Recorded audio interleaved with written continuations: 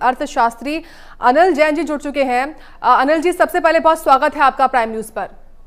जी Anil ji, budget आ चुका है, सबसे पहले आप ये बजट कैसा आपको लगता है और जनता की उम्मीदों पर कितना खरा उतरता हुआ आप इसको देख रहे हैं?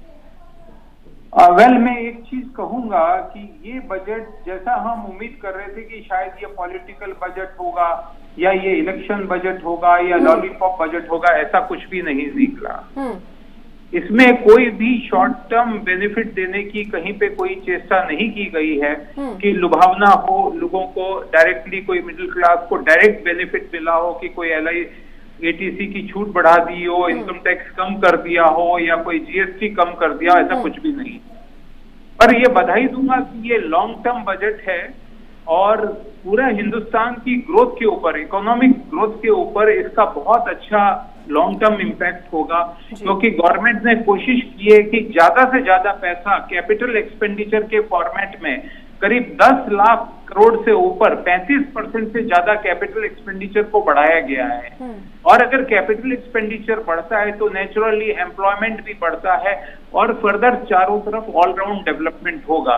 तो बधाई देने लायक बजट है, ग्रोथ ओरिएंटेड बजट है और डेफिनेटली शायद इस कारण से शेयर बाजार ने भी इस बजट को समझा है कि अल्टीमेटली इंडस्ट्रियल ग्रोथ भी इसी से आएगी। डिफेंस सेक्टर में भी खर्चा बढ़ाया जा रहा है और हर सेक्टर को कुछ न कुछ इनडायरेक्ट बेनिफिट दिया है। There is no direct benefit की कोई इनकम टैक्स में बेनिफिट दे दिया हो, GST में बेनिफिट कर दे दिया हो, ऐसा कुछ भी नहीं है।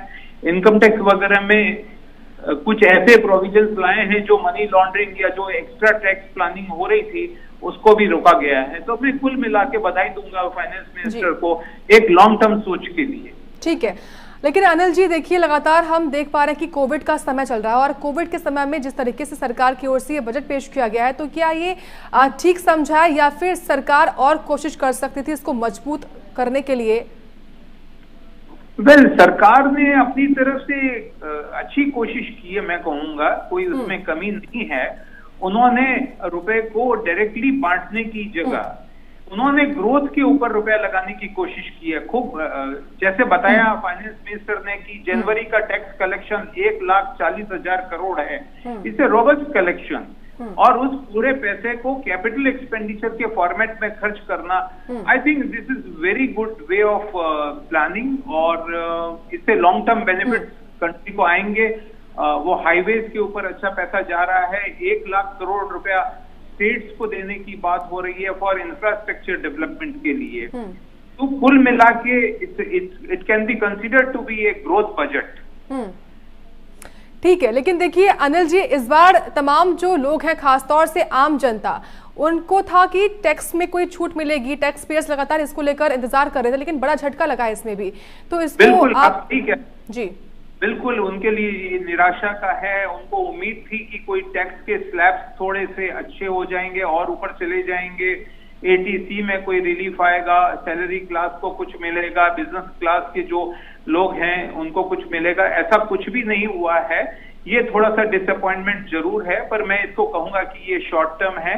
अगर ग्रोथ होती है इकोनॉमी के अंदर तो बेनिफिट तो आम जनता को आएगा ही। आपको अच्छी सड़कें मिलेंगी, अच्छा एम्प्लॉयमेंट मिलेगा, पूरे कंट्री का ग्रोथ होगी, डिफेंस में अच्छी परचेजेस होंगी।